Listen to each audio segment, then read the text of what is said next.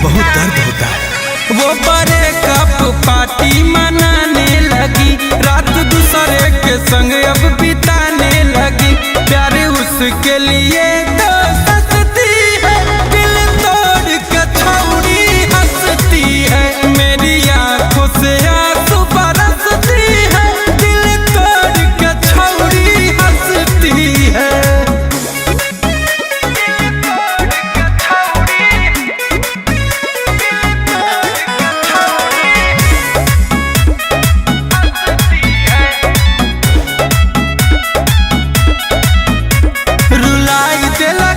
दिल तोड़ी के छौड़ी अब चल देला कई मुँह मोड़ी के छौड़ी बेवफा निकल गई छौड़ी पैसा मारे अरे रामा हो रामा अब चिन्हाबो नहीं करे अरे रामा हो रामा धोखा दे के वो करती मस्ती है, दिल तोड़ के छौड़ी हंसती है। मेरी आंखों से आंसू बरसती है, दिल तोड़ के छौड़ी हंसती है।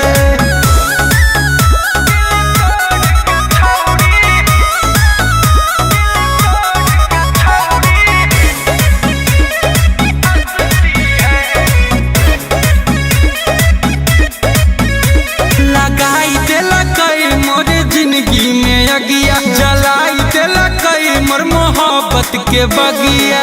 सारा पैसा लूट कर चली गई। रोज बदल है